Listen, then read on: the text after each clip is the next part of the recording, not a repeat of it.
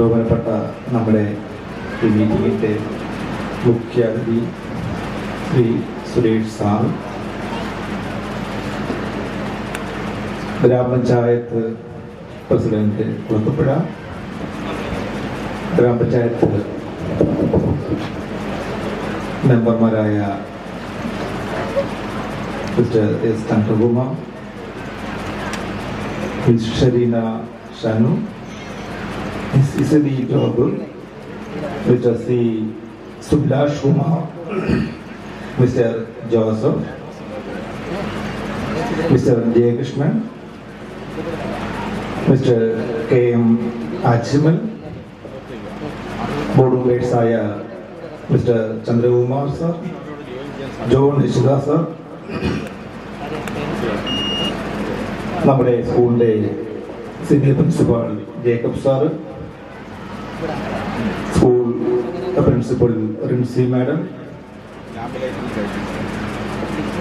ബഹുമാനപ്പെട്ട parents, teachers, non teachers and dear students,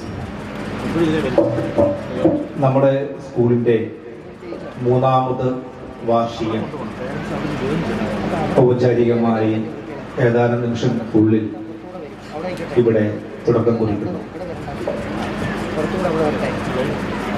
കഴിഞ്ഞ 3 വർഷവും കരവാള് ഓക്സ്ഫോർഡ് ഫൗണ്ടേഷന്റെ കീഴിൽ പ്രവർത്തിച്ചു വന്ന കുളത്തുപുഴ ഓക്സ്ഫോർഡ് സ്കൂള്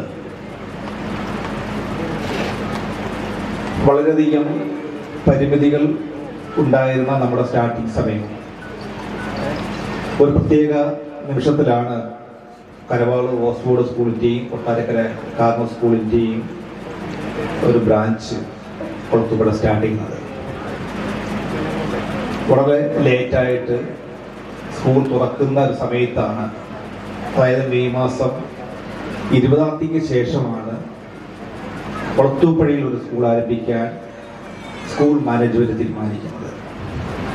അതിന് കാരണം കുളത്തൂപ്പുഴയിൽ നിന്ന് ഏകദേശം 10-30ഓളം പേരൻസ് കരവാള് ഓക്സ്ഫോർഡ് സ്കൂളിൽ അവരുടെ മൂത്ത കുട്ടികളെ വിട്ട് പഠിപ്പിക്കുന്ന സാഹചര്യം ഉണ്ടായിരുന്നു. അവരെ അഭ്യർത്ഥന പ്രകാരമാണ് അവരെ ലോവർ ക്ലാസ്സിലെ കുട്ടികളെ ദൂരം കാരണം ഇങ്ങോട്ട് വിടാനുള്ള അസൗകര്യം ഉള്ളതുകൊണ്ട് അതിൻ്റെ ചെറിയൊരു ഫ്രാഞ്ചൈസി ലോവർ ക്ലാസ്സുകൾക്ക് വേണ്ടി കുളത്തുപുഴ ആരംഭിക്കുകയാണെങ്കിൽ വളരെ നന്നായിരിക്കുമെന്ന് പറയുന്നത്. എന്നാൽ അതിൻ്റെ പിന്നിലുള്ള കഠിനപരമായ അവസ്ഥകളൊക്കെ കഴിഞ്ഞ 22-23 വർഷമായി സ്കൂൾ നടത്തിക്കൊണ്ടുപോകുന്ന ഞങ്ങൾക്ക് വളരെ വ്യക്തമായി അറിയാത്തതുകൊണ്ട് ആദ്യമൊക്കെ തീരുമാനം എടുക്കാൻ വൈകി. കാരണം സ്കൂൾ നടത്തിക്കൊണ്ട് പോകുക എന്നുള്ളത് ചെറിയൊരു രീതിയല്ല. സ്കൂൾ നടത്തി കഴിഞ്ഞാൽ ഡേ നൈറ്റ് മൊത്തവും ഒപ്പം നീക്കേണ്ട സാഹചര്യമാണ്.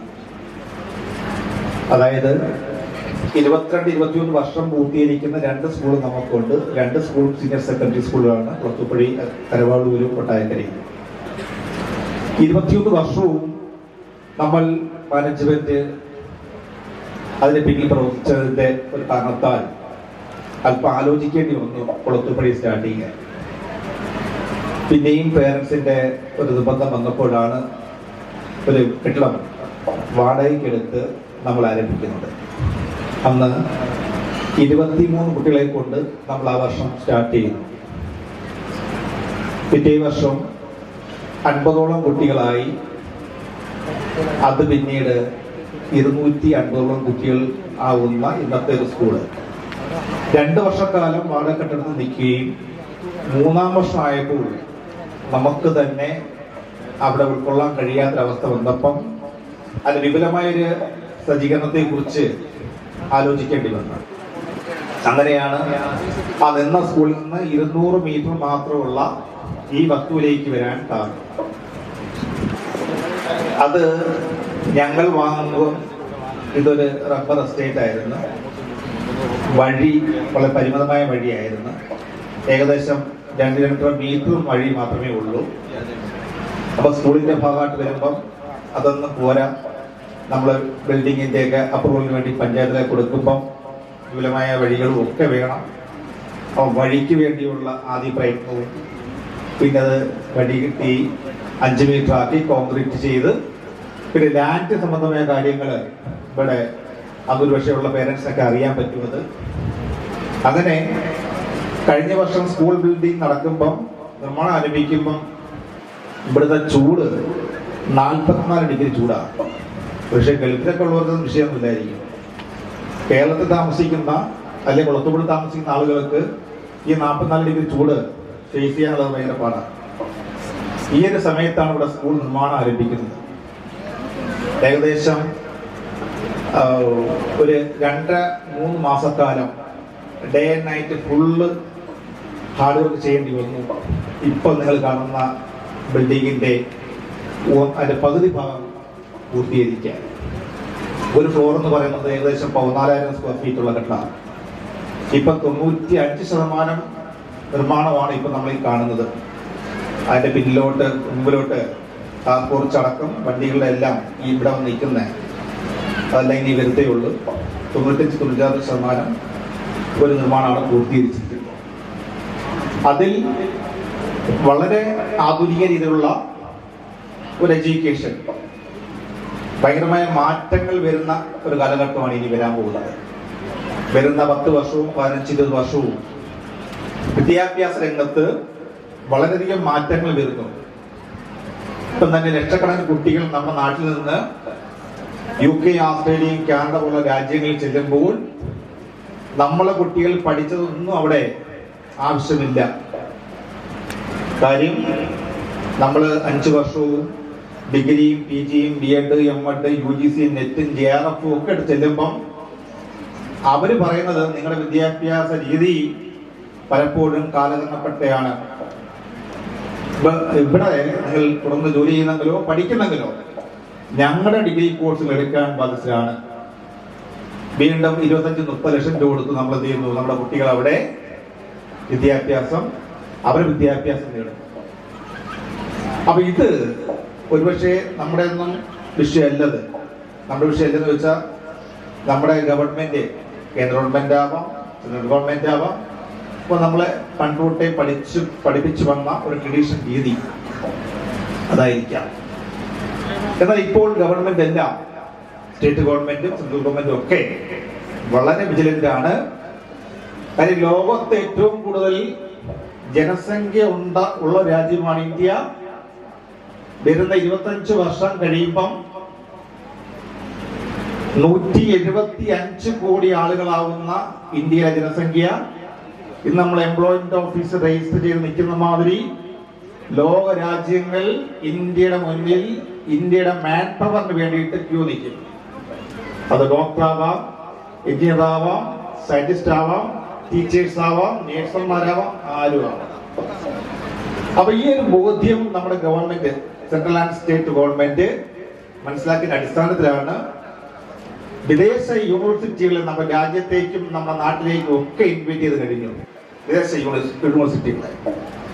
അപ്പൊ മാറ്റങ്ങൾ ഉൾക്കൊണ്ടുള്ള വിദ്യാഭ്യാസം, പ്രത്യേകിച്ചും മോഡേൺ ടെക്നോളജിപരമായ വിദ്യാഭ്യാസം നമ്മുടെ കുട്ടികൾ ലഭ്യമാകണം.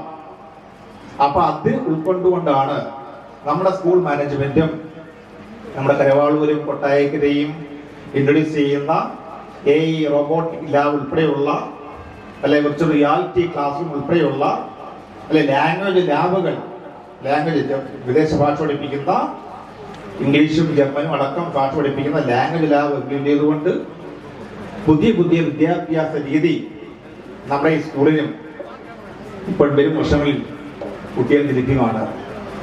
അപ്പൊ ആ രീതി നമ്മുടെ അടിസ്ഥാന സൗകര്യങ്ങളെല്ലാം വിലപ്പെടുത്തിക്കൊണ്ട് വളരെ നല്ല ഇൻഫ്രാസ്ട്രക്ചറിൽ, ഒരുപക്ഷെ നിങ്ങൾക്ക് ഇതിന്റെ പിന്നുള്ള ചെലവുകളൊന്നും അറിയത്തില്ല, ഏകദേശം 3-4 CR ഇവിടെ കുളത്തൂപ്പുഴ ഈ ലാൻഡിൽ ഇവിടെ ഇൻവെസ്റ്റ് ചെയ്ത് കഴിഞ്ഞു. ഇപ്പൊ നമ്മൾ അത്രയും ഇൻവെസ്റ്റ് ചെയ്യുമ്പം കുട്ടികൾക്ക് ഒരുപക്ഷെ ഞങ്ങളുടെ 2 സ്കൂളിനേക്കാൾ മികച്ച നിൽക്കുന്ന ബിൽഡിങ്ങും, സ്കൂൾ ബിൽഡിംഗ് ആയിരിക്കണം, ലാബുകളായിരിക്കണം. ഇതെല്ലാം നമ്മൾ മനസ്സുകൊണ്ട് ആഗ്രഹിക്കുന്നത്.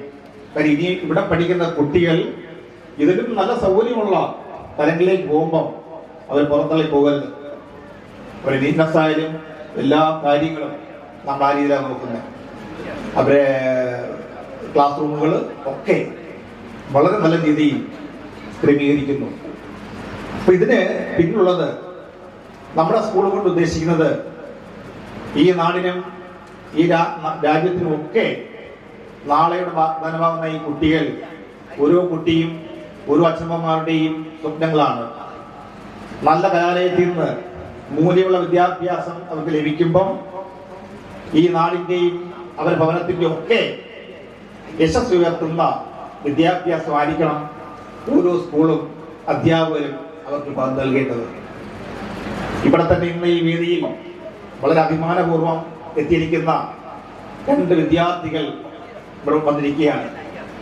ഞാൻ കഴിഞ്ഞ പ്ലസ് ടു ബാച്ച് ഏകദേശം 16 ബാച്ച് കരവാളൂർ സ്കൂളിൽ നിന്നും ഒട്ടായ സ്കൂളിൽ നിന്ന് കേട്ടിട്ടുണ്ട്.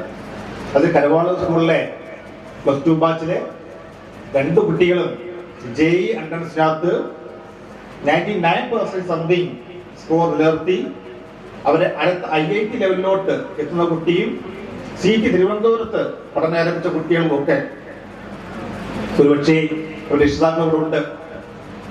LKG തൊട്ട് പ്ലസ് 2 വരെ ആ കുട്ടികൾക്ക് ഒരുപക്ഷെ പഠിക്കാം. നമ്മുടെ സ്കൂളിൽ ചെലവായത് ഒരുപക്ഷെ 2-3 ലക്ഷം രൂപയായിരിക്കാം, അല്ലെങ്കിൽ 2 ലക്ഷം ആയിരിക്കാം. അവരുടെ പേരൻസിലുണ്ട്. എന്നാൽ ഈ കുട്ടികൾ ഇപ്പോൾ പഠിക്കുന്ന സ്ഥാപനത്തിൽ അവർ പഠിച്ചിറങ്ങിയാൽ അവർക്ക് കിട്ടുന്ന പ്ലേസ്മെന്റ് പെർ മന്ത് 3-4 ലക്ഷം രൂപയായി സ്റ്റാർട്ട് ചെയ്യുന്നത് ഏറ്റവും കുറഞ്ഞത്. അപ്പോൾ കുട്ടിയുടെ വിദ്യാഭ്യാസത്തിന് അവർക്ക് ചെലവഴിക്കപ്പെടേണ്ട പൈസ, അപ്പൊ ആ കുട്ടികളുടെ വിദ്യാഭ്യാസം വളരെ ദീർഘവർഷത്തോടുകൂടി ഒരു സാധാരണപ്പെട്ട പേരന്റ് ഇൻവെസ്റ്റ് ചെയ്യുമ്പോൾ എത്രയോ മൂല്യമുള്ള അവരുടെ സ്വഭാവ കാര്യങ്ങളെല്ലാം മികച്ചതാണ്. അക്കാഡമിക് അച്ചീവ്മെന്റ് മികച്ചതാണ്. എല്ലാ കാര്യങ്ങളും ആ കലാലയത്തിലൂടെയും അവരുടെ ഭവനങ്ങളിലൂടെയും കുട്ടികൾ ലഭ്യമാണ്. തീർച്ചയായും ഇതിന് പിന്നിലുള്ള പ്രയത്നം സ്കൂൾ അധ്യാപകര്, പേരൻസിന്റെ റോള്, അവരുടെ ബന്ധുക്കൾ ഒക്കെ ഇതിനകത്ത് കക്ഷികളാണ്. അപ്പൊ നമുക്ക് ഇന്നത്തെ കാലത്ത് ഇത്തരത്തിലുള്ള മൂല്യമുള്ള എഡ്യൂക്കേഷൻ, മൂല്യം ഉദ്ദേശിക്കുന്നത് അനേകം നമ്മൾ ഒരു ദിവസവും പത്രങ്ങൾ നോക്കുമ്പം ഞെട്ടിപ്പിക്കുന്ന അർത്ഥവും ഉളവാക്കുന്നതുമായ സാഹചര്യങ്ങളും വാർത്തകളും പത്രത്തിലുള്ള കണ്ടുകൊണ്ടിരിക്കുകയാണ്. അപ്പൊ നമ്മുടെ മക്കള് എത്ര വിദ്യാഭ്യാസം ചെയ്യിച്ചാൽ തന്നെയും അവർക്ക് അവർ 22-ാമത്തെ 25-ാമത്തെയും വയസ്സിൽ വലിയ വലിയ കുറ്റകൃത്യങ്ങൾ ഏർപ്പെടുകയാണെങ്കിൽ അവരാർജിച്ച വിദ്യാഭ്യാസം കൊണ്ട് എന്താണ് നേട്ടം? ഒന്നുമില്ല. ആ പേരൻസ് ഉണ്ടാകുന്ന അവസ്ഥ എത്ര കോടികൾ ഉണ്ടെങ്കിൽ പറഞ്ഞാൽ തന്നെയും അവർ കുറ്റകൃത്യത്തിൽ പെടുകയാണെങ്കിൽ നമ്മുടെ കുട്ടികളുടെ ജീവിതം കൊണ്ടും നമ്മുടെ ജീവിതം കൊണ്ടും ഒരു പ്രത്യേകിച്ച് ഒരു മൂല്യം ഇല്ലാതാവുന്ന അവസ്ഥയാവും. ഞാൻ കൂടുതൽ കാര്യങ്ങളിൽ പറയുന്നില്ല. നമ്മുടെ പ്രഗത്ഭരായ ഗസ്റ്റുകൾ വളരെ വിദ്യാഭ്യാസത്തെ കുറിച്ച് വളരെ ദീർഘവിഷ്ണമായി സംസാരിക്കാനും പറഞ്ഞതിനുള്ള നമ്മുടെ ഗസ്റ്റുകളൊക്കെ ഉണ്ട്. തീർച്ചയായും ഈ കുളത്തൂപ്പുഴയിൽ ഇങ്ങനൊരു സ്കൂള് ഈ ഒരു സാഹചര്യത്തിൽ എത്തിക്കാൻ അതിന് എല്ലാ സഹായ സഹകരണങ്ങൾ ചെയ്തു തന്ന നമ്മുടെ ബഹുമാനപ്പെട്ട നാട്ടുകാരും സ്കൂൾ മാനേജ്മെന്റും അധ്യാപകരും ഒക്കെയാണ്. ഇന്ന് നമ്മുടെ ഈ 3-ാം വാർഷികത്തോടനുബന്ധിച്ച് നമ്മുടെ കൊച്ചുകുട്ടികൾ അവതരിപ്പിക്കുന്ന വിവിധ കലാപരിപാടികൾ ഒക്കെ ഉണ്ട്. ഇതെല്ലാം കണ്ട് ആസ്വദിച്ച് അവരെ പ്രോത്സാഹിപ്പിച്ച് നാളെയുടെ വാഗ്ദാനങ്ങളാണ് ഈ കുട്ടികൾ. എല്ലാ തരത്തിലുള്ള പിന്തുണയും ഒക്കെ അവർ കൊടുത്ത് വേണം ഓരോ പേരൻസും ഇവിടെ പോകാൻ. അവരുടെ സ്കോളർഷിപ്പ് ഡിസ്ട്രിബ്യൂഷൻ വിവിധ പരിപാടികൾ കൊണ്ടുണ്ട്. അതെല്ലാം നമ്മൾ ഈ ചുരുങ്ങിയ സമയം കൊണ്ട് നമ്മുടെ കുട്ടികൾ ആർജിച്ച ഓരോരോ നേട്ടങ്ങൾ ഒക്കെ നമ്മുടെ ഈ വേദിയിൽ പരാമർശിക്കുന്നുണ്ട്. ഈ ഒരു മീറ്റിങ്ങിനിൽ തുടങ്ങി എല്ലാവിധ ആശംസകളും നന്ദിന്റെ നൽകുന്നു.